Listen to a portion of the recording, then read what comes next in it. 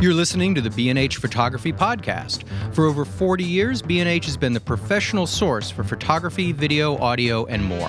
For your favorite gear, news, and reviews, visit us at bnh.com or download the B&H app to your iPhone or Android device. Now here's your host, Alan Weitz. Greetings and welcome to the B&H Photography Podcast. Today's episode is being produced with the support of Leica Camera. We're pleased to be collaborating with Leica on several episodes this year and encourage you to follow the link in our show notes to the Leica product page on the B&H Photo website and check out the latest cameras, lenses, and accessories from Leica Camera. Today's guest is Stella Johnson. For the sake of an intro, let's just call Stella a documentary photographer, but as John says, she's more of a medium. She slips through the fabrics of time. She is witness to moments we might otherwise miss, and she presents these moments to us in the form of images, photographs, and they channel strong measures of knowledge and love. As Stella notes, I photograph to connect with people. The resulting images are secondary to the personal relationships that I form with my subjects. And while they may be secondary, her black and white and color photographs are stunning. And it's a pleasure to welcome Stella to the show.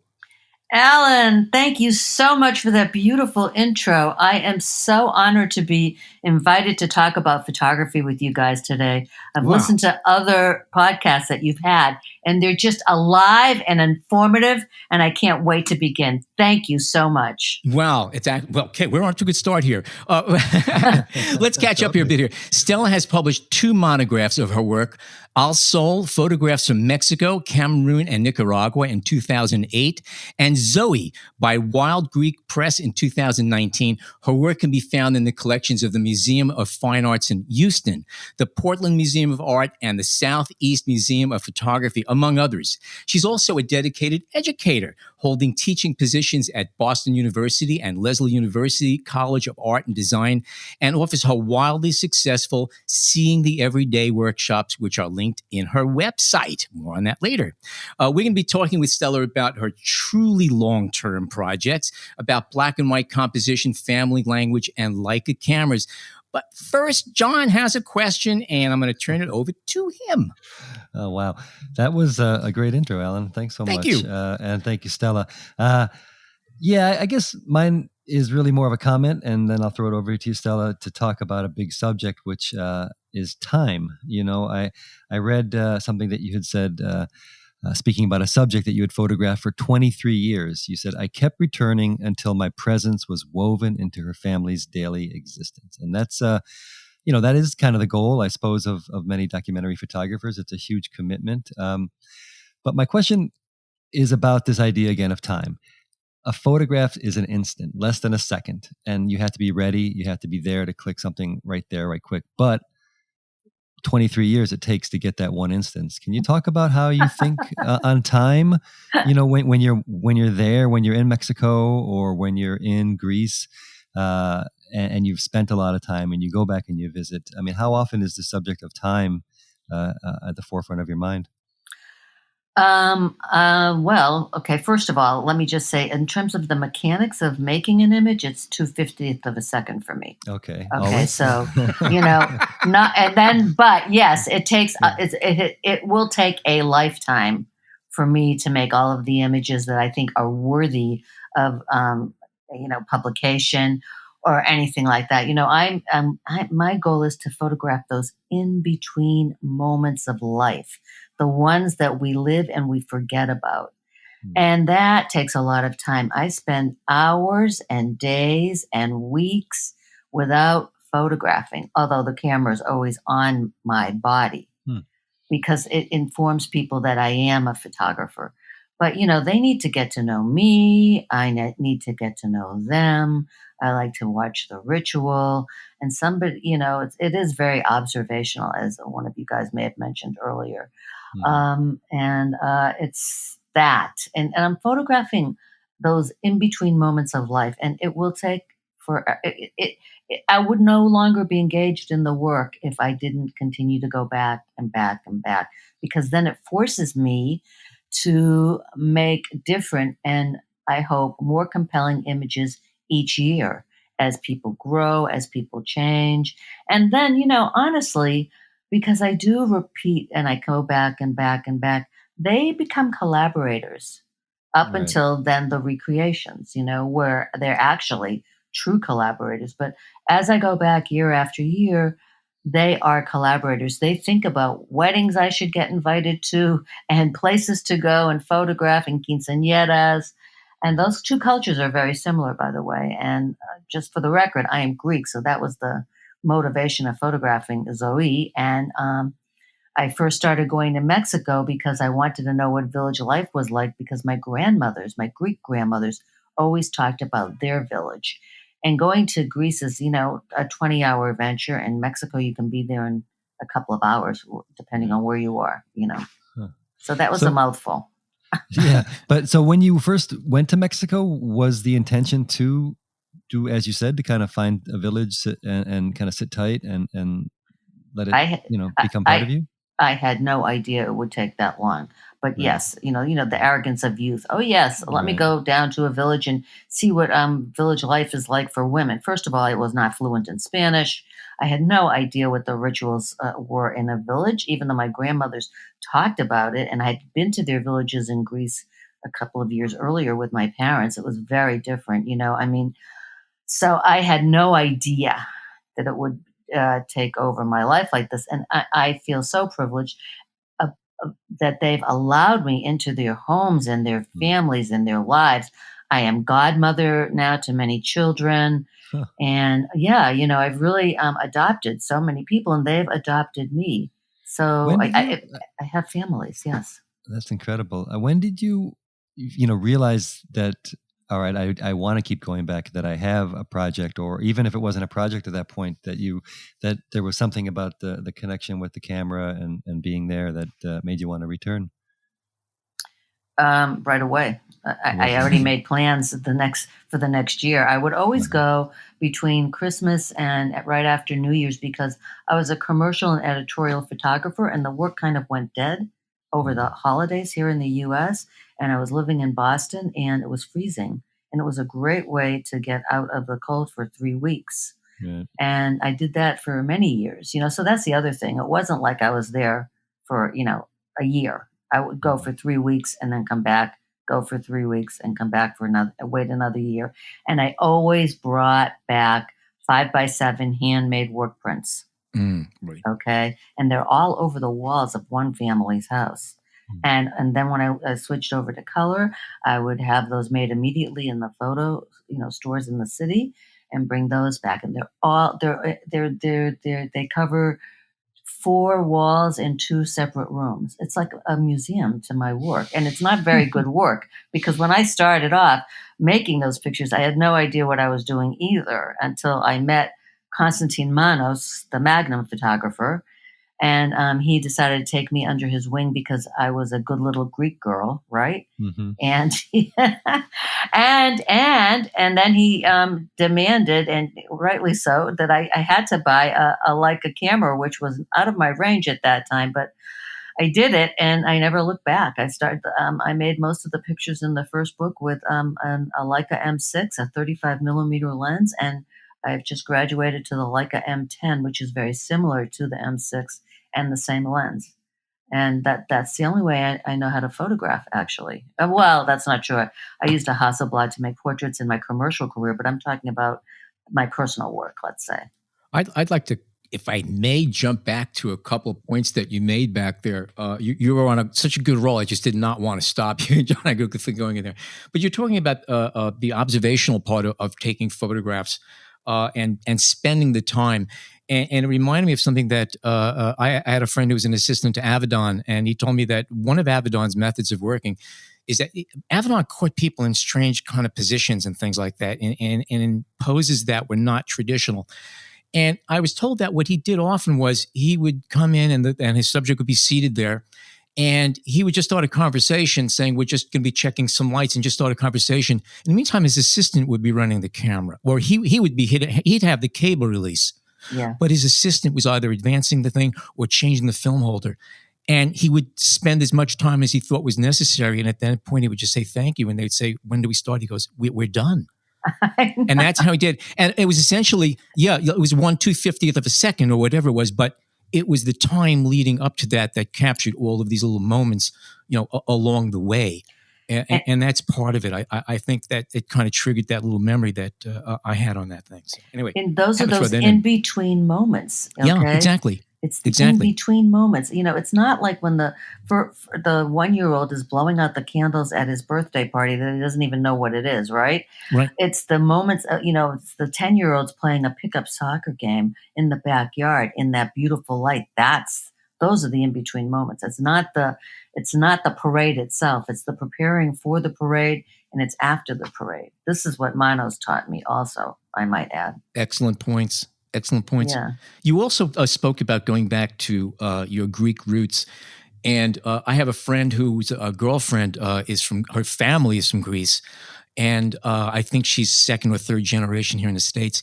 And she's very striking. Unlike most traditional Greeks, she has almost white blonde hair that's very curly and wide set blue eyes. And her family is from a remote village way out in the mountains somewhere. And he and his girlfriend went back there one summer just on a lark to see where her family was from. And they said it was the most spooky experience after flying there and hours of bus rides through the most remote, crazy place they've ever been. They come into this tiny little village, and everybody there has blonde, curly hair and white set blue eyes.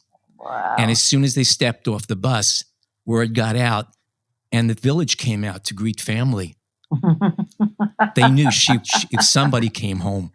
Isn't that amazing? Don't you just love that story? Yeah, but listening to your stories, it just reminded me that, and I haven't thought about that for so long. Well, let me tell you a story. So when I went to Greece with my mother and father, and I was 18 years old, and this was, pre 9/11, when you got off a plane, everybody was on the tarmac waiting for you, right? I remember that, yeah. Yeah, back in those days. And so there was a woman who looked just like my grandmother, my father's mother.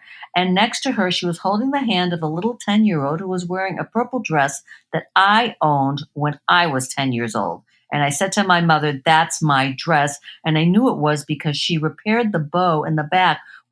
And sure enough, my grandmother every year sent our clothes back to Greece. And that my dress went to a cousin, and the dress had been gifted to me as a birthday gift from another cousin in the US. Wow. Yeah, Right. crazy. You had said that you don't, or at least oftentimes you're not taking pictures. Is that a hard instinct to kind of suppress when, or I mean, I know that in similar situations, I understand this idea of you want to get to be part of the fabric before you bring out the camera and make that a distraction or something. But there's also this desire to capture every moment sometimes. I mean, do you have to kind of force yourself at times to keep the camera away, or how do you do that? Or not to No, take pictures, I should say. when I first got to Greece, it took me a month to make this one picture that is a very beautiful picture now in my book, but I was shy. I didn't want people to think that I was just taking from them, and I couldn't explain myself because even though I'm Greek and my parents spoke fluent Greek, they did not speak to us in Greek because they didn't want us to go to kindergarten not knowing English. So No, they wanted to be able to talk about you behind your back. and That's why they my did. parents spoke Yiddish. As soon as I heard the word declaim, I knew it was me. But anyway, go ahead. Exactly the same thing they spoke behind our backs. You got that right.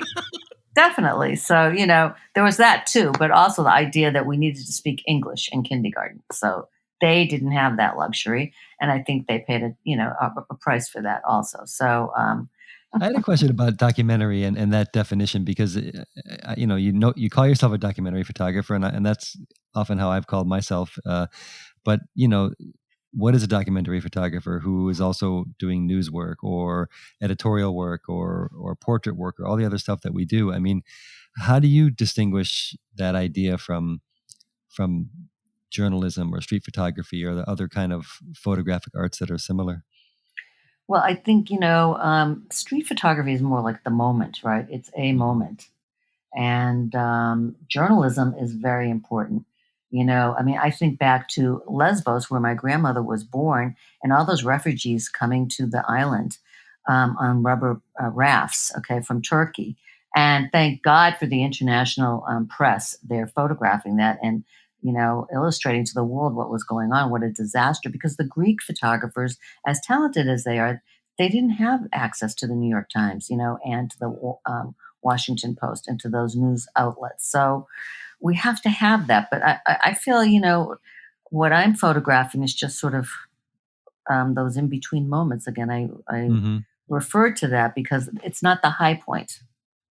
It's not the high point. It's after the story is over when everybody else leaves. It's like what's left is just daily life. Almost, I mean, even the beauty in brushing one's hair.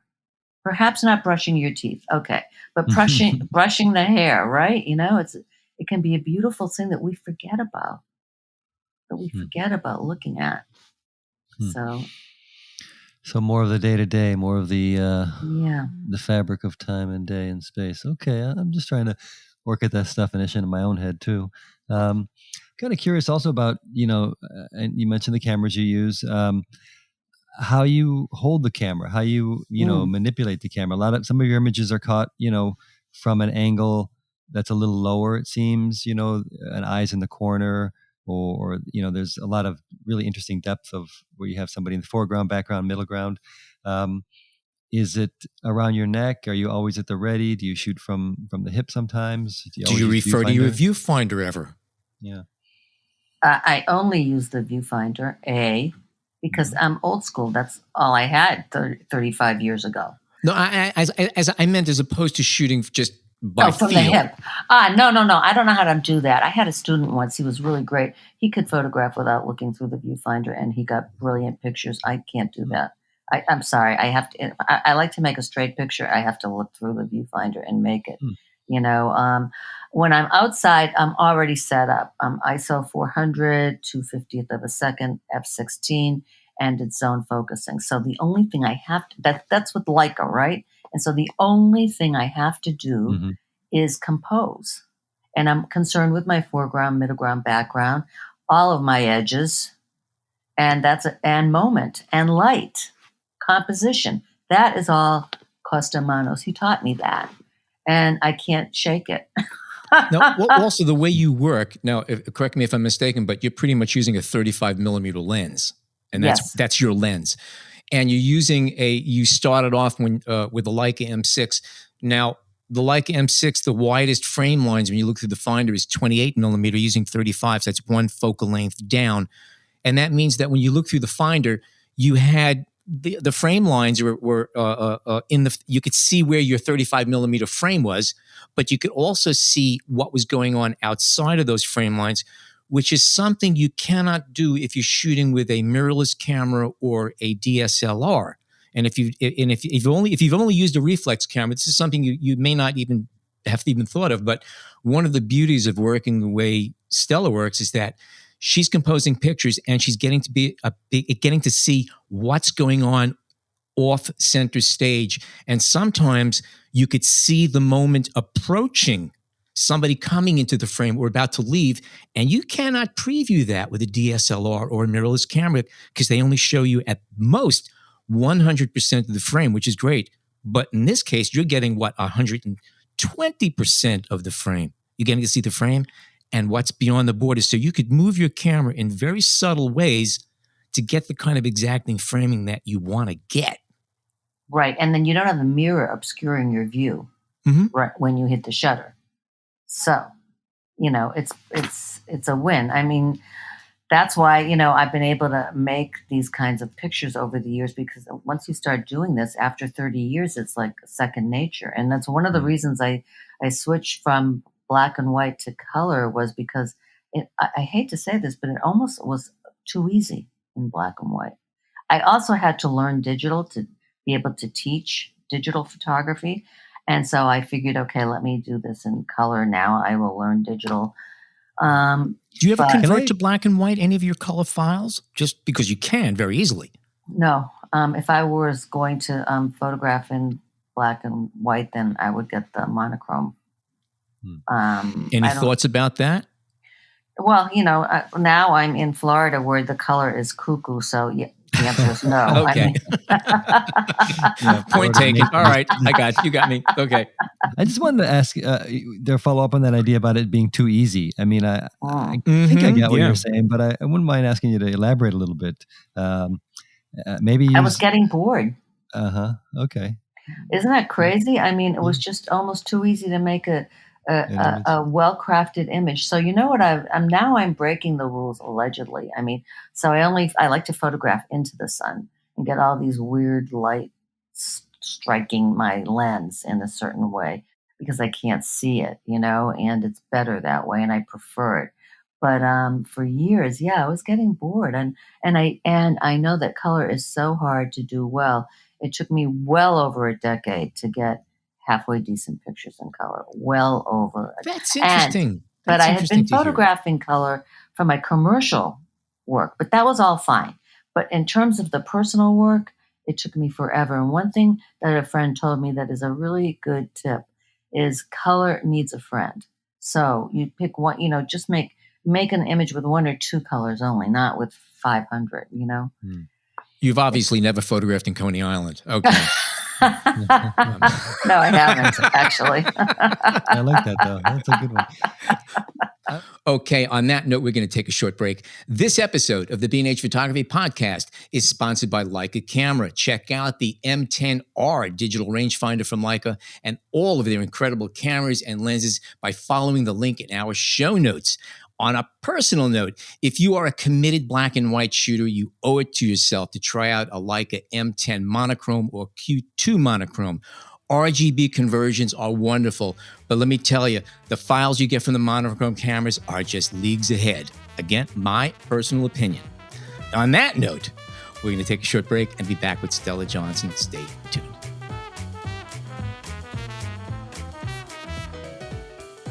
This episode of the B&H Photography Podcast is sponsored by Leica Camera. Check out the M10R digital rangefinder from Leica and all of their incredible cameras and lenses by following the link in our show notes. Okay, we are back. John, you have a question. I do. Thanks, Alan. And I just wanted to return a bit to the idea of creating these compositions. And particularly, I'm looking at some of the images from Al Sol, where, the camera is a bit lower in comparison to some of the subjects. And given that you'd said you used a viewfinder to create most of these, how do you, set yourself within a scene? Do you kind of sit tight, maybe sit down even, or are you kneeling? Do you, or are you walking through most moments with these images? There's one particularly where I'm looking at where there's a girl who's a young girl, a child whose face is on the left-hand side of the frame, and then there's a person running through the frame center with a mask, and then in the background there's a shadow. It's just a great composition, but I can't imagine how it could have been photographed without kind of sitting tight while things are going on around you. Do you know how long it took me to make that picture? 23 months. years. Yeah, just about. That was where I lived for 8 months as a Fulbright scholar. Okay. And I knew where the light hit at that time every day at that door. There's a doorway there, right? Right, exactly. Yes. Okay. And so I was probably sitting or kneeling or something and waiting for the action. And it was near Halloween or Day of the Dead. Mm-hmm. And the Doña had bought masks for the kids to celebrate Halloween, even though they were very, loyal to their Day of the Dead rituals. Mm-hmm. And I waited, but every day I would go to that doorway. The light was delicious there. So yeah, maybe I was sitting in a chair, or maybe I was kneeling. Either one or the other. But because you need to get to the eye level of your subject, and in that case, my subject was always the kids, right? I mean, there were 4. It was a compound of the Don and the Doña, the older people, and 4 of their sons had houses on that compound, and each son had a couple of young children. So there was just a lot of action going on all the time at 3 feet. So I had to crouch down or sit. Yeah. Right. Yeah. So it took a long time. Sure. No, you can see that. That's a good answer. How about your editing? I mean, do you go back to look at images months later? When you return back to Boston or from wherever you happen to be or do you look at them later as soon as you get them processed if it's film or later that same night if it's digital? I looked later that same night at if it's digital, but with film, I would wait till I got back. I would send film back with people when they came back and forth to Mexico. And yeah, I would process the film. Oh, no, wait a minute. I'm sorry. During my Fulbright year, I had a dark room and I processed the film and I looked at it. So I had it, but I didn't make prints. I just processed it. So I could see that my cameras were working, my exposures were okay, and I could get an idea. But usually I would go away for 3 or 4 weeks, come back, process the film, and look at my contact sheets forever.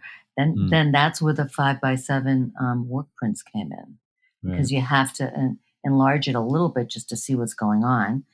And then I would pass them around because I had heard a story that Magnum photographers would, or one of them would pass their work prints around to their friends. And if a friend liked the picture, they would put their initial at the back. And if everybody initialed the picture, then it would be a winner. And I would pick my 100 5x7 prints and, torture all my friends, and they would give me a signature or not. And, eventually that really, it mattered. It worked. And I also had Costa Manos. He would invite me to his house at 10 o'clock in the morning when the light was just so hitting his beautiful kitchen table. And he would go through my stack of pictures. And he'd be no, no, no, no, no, no, no, no, no, no, yes, no, no, no, no. And, maybe he liked 2 or 3 out of a trip, or 5 if I was lucky. He really was a hard task, but he trained me in ways that I just, are unforgettable to this day.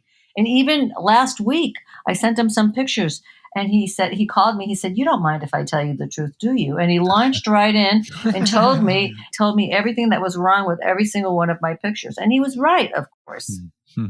And how are you in receiving, criticism or constructive criticism, as it were? Well, yeah. Listen, earlier on, I was like, wow, okay. And then I understood the importance of this, and I became a very tough teacher. Also, I do not mince words.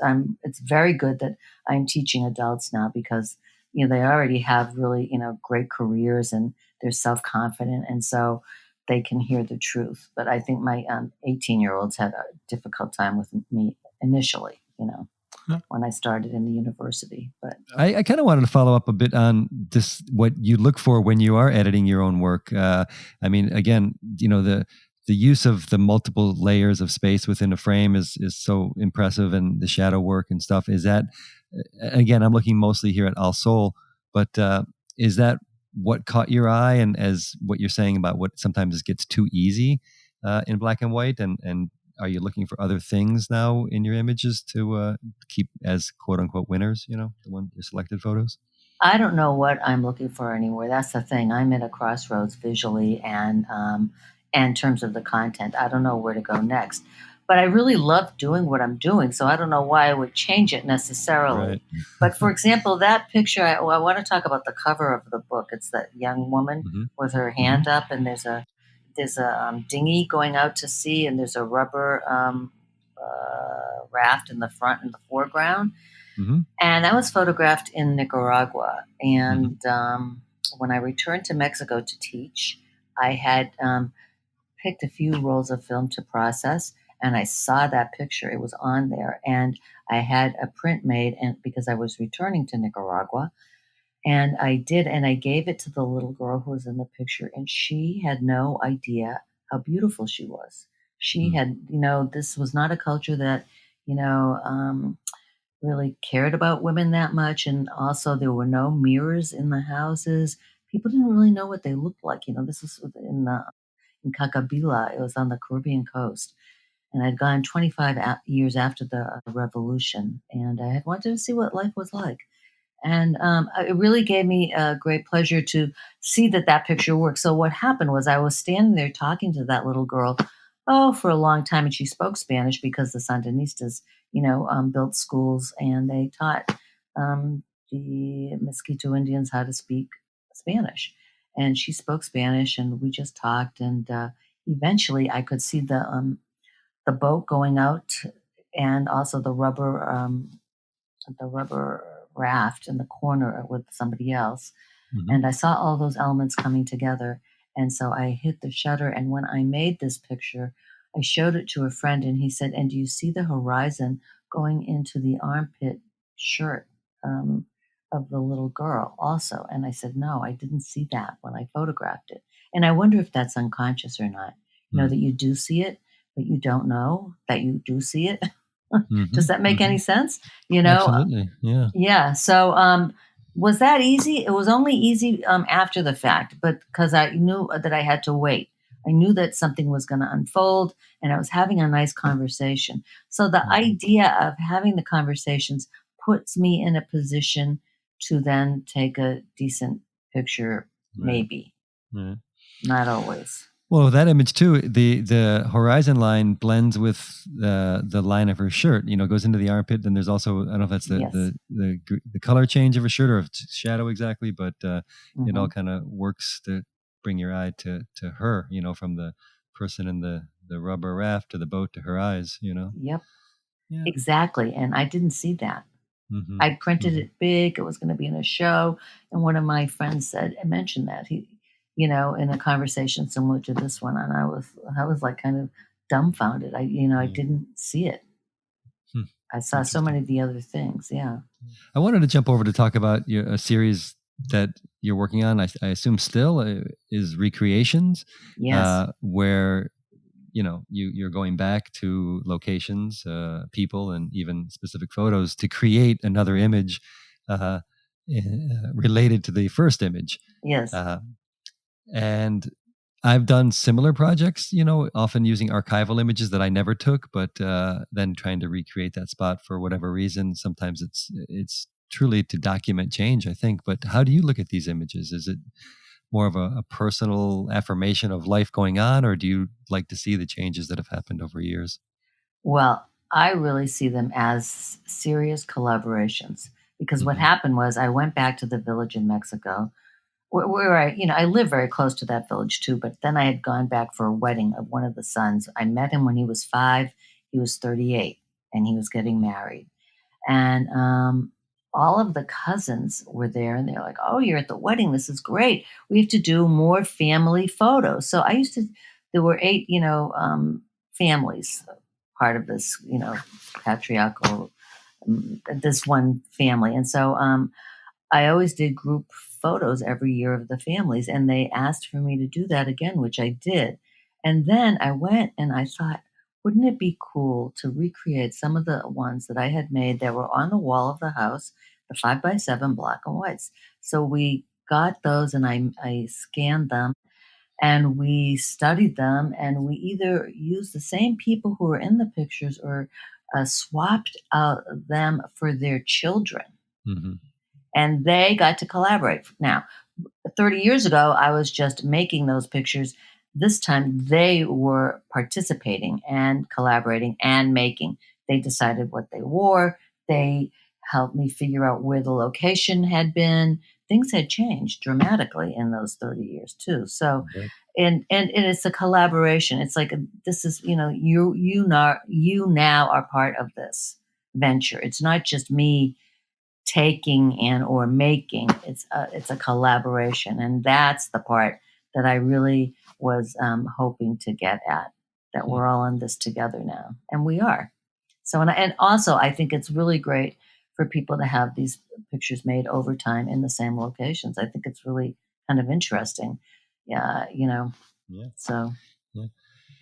And what does it make you think? I mean, other than the collaborative aspect and kind of enjoying that process. I mean, do you reflect on your career, on the type of photography you chose? I mean, uh, how does it all kind of come together over this period of time?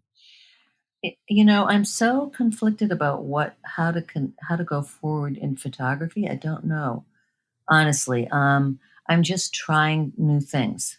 So, Are you you still know, working commercially at no, all? no, I stopped about 10 years ago, and then I started teaching instead at Boston University and Leslie University College of Right. Art and Okay. Design.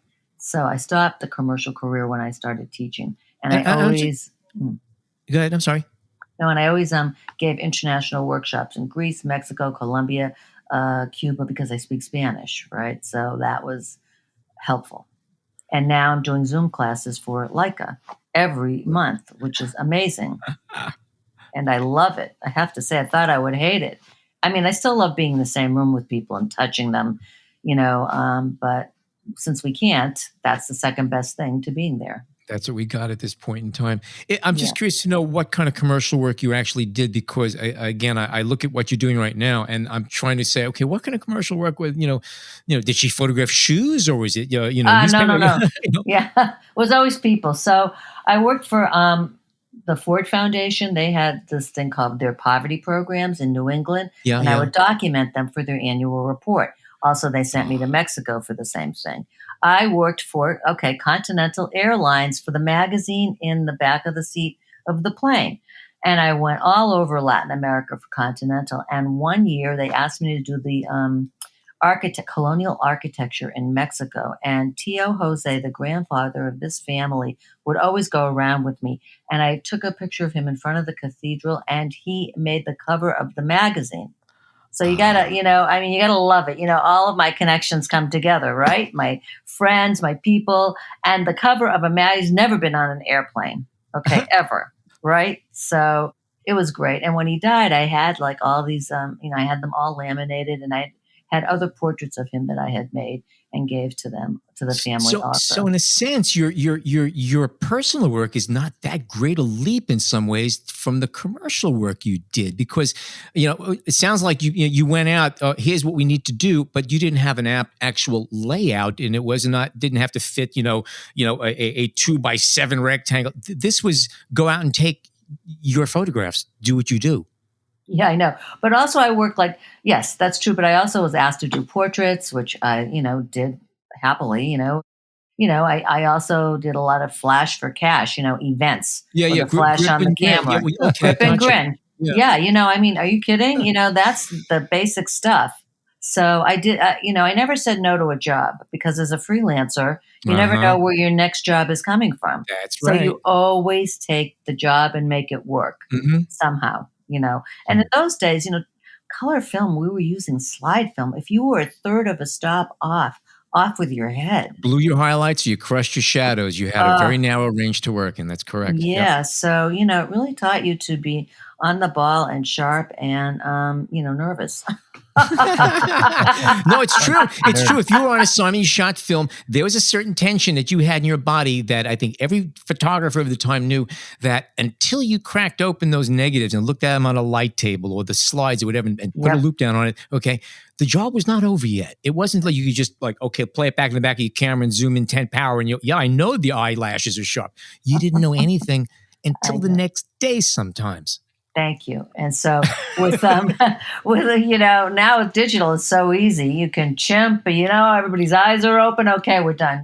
So much easier. That's why, it is kind of idiot proof. We have the iPhones, they make really great pictures. I always photograph with my iPhone also. But if I want to, I don't like to, when I have my Leica with me, I will always use the Leica over the iPhone, always. But every now and again, I don't have the Leica, and I will use my iPhone happily. Yeah, well, automatic transmissions are great, boy. If you drive stick, there's nothing like it. Yep. I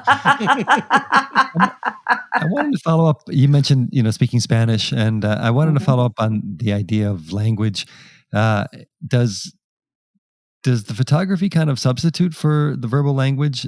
And how did you, when you don't speak a language, do you find yourself perhaps taking better photos, or at least being more observant? Have you thought about that over the years in the time that you've been in places where you don't speak the language compared to otherwise? Yes. So when I speak the language, then I have less opportunity to photograph, because people are always talking to me, because they're interviewing me also, right? What's your life like? Who are you? And why are you here? And what right do you have to be here in Mexico? For 6 months, 4 months of my 8-month work as a Fulbright scholar, I'd go to the women cooking at a wedding or whatever, a quinceañera, and they would always say to me, "What gives you the right to come here when my brother and son and nephew have to go over the border illegally, pay a coyote, and risk their lives? Why do you get to come here?" So I always had those conversations. And I had to put the camera down. That's not an easy conversation to have. No, they're not. How do you? No. Yeah. Why did I? And also with the Fulbright, it's 50-50. The Mexican government pays 50% and the U.S. government pays 50 or some portion thereof. It's not 100% paid by the State Department. No. So, you have that to deal with too. And how do you get over that? I mean, because that is an issue that any photographer who, takes that kind of work seriously has to deal with. I mean, you're usually, if you're a journalist, it's different, of course, but if you're there on your own accord, if you kind of dropped in from someplace else, that's the fundamental question. And how did you answer that to yourself as well as to others? Well, I mean, my grandparents faced a lot of racism when they came to the United States as Greeks. They didn't speak English. They weren't given jobs. And it was nasty for them. My father changed his name from Yiannopoulos to Johnson because he didn't think anyone would hire him with that name. That was very common back for a long time. Yes. Sure. So every group that has come to the U.S. has suffered. Maybe not as much as, the Hispanics, the Mexicans and the Guatemalans in the last 4 years. But before that, still, people did suffer. And I try to explain that. I mean, it's on deaf ears. If I'm there, then I have a lot more privilege than they do because I was invited to their country and they are not invited back to our country. Right. So that's a problem. Yeah.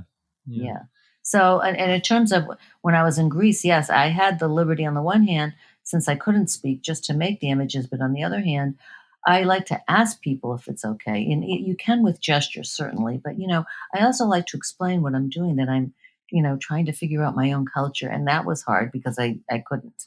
Then with Google Translate, then everything, and also I remembered a lot of baby words that my grandparents used to say to me, my heart, my eyes, my whatever, my love. And so I finally, now I can speak in the first tense only, but it's better than, at the present tense, excuse me. Right. So, no, but I hear what you're saying is sometimes not speaking the language and just kind of eliminating that whole aspect of communication, helps our photography, or at least, it has us looking in a different way.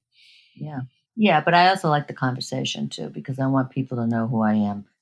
So I have one last question for you, Stella, and that is that we were talking about the fact that you use 35 millimeter lens. That's your focal length. That's the way you see. And in the conversation we had before the show, you mentioned that you're also using the Leica Q camera now as well. Now that has a fixed 28 millimeter lens. Now that is wider than 35. It's a whole different brush stroke. How are you relating to that? How are you dealing with that lens? It is and was and will be very hard for me to use it. But I really enjoyed it for the time that I was using it because it's really light. Okay. Yeah. It's really light and you still have that great Leica glass. And then COVID hit and 28 millimeter was too wide. I had to get too close to my subjects. Right. And even though I was outside, I would only go to beaches with a lot of air and masks and this and that. I said, no. I'm going to go back to my M10 and the 35 millimeter because of that. And I haven't looked back. I'm not really using the 28. It's still too wide for that. And even, I owned a 28 all of these years when I had the M6.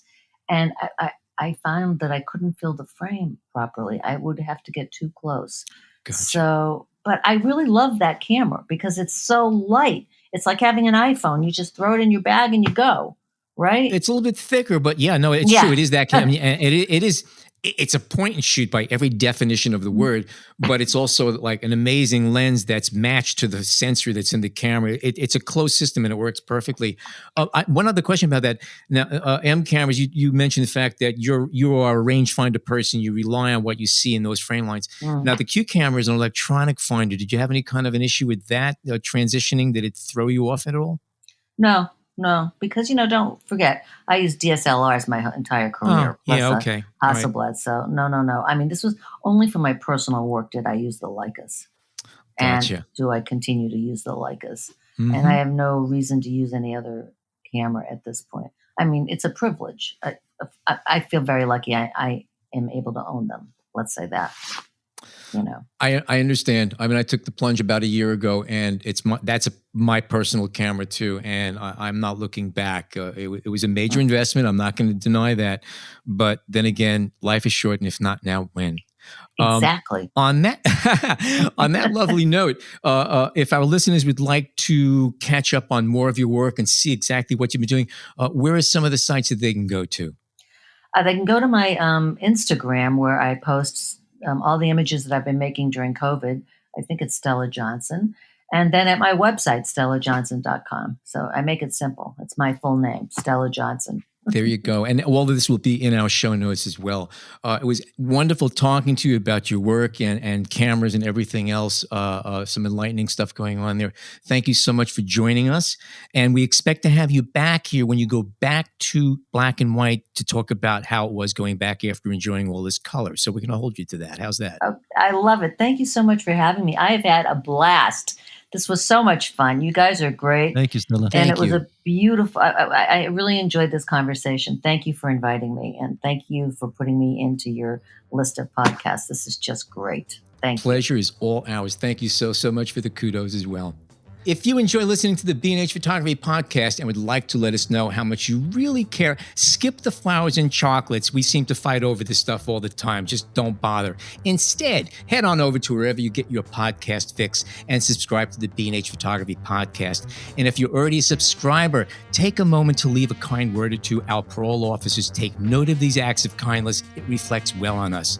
You can also find us on the B&H Explorer website and on the B&H Photography Podcast Facebook group page. That said, my name is Alan Weitz, and on behalf of John Harris and Jason Tables, thank you oh so much for tuning in today.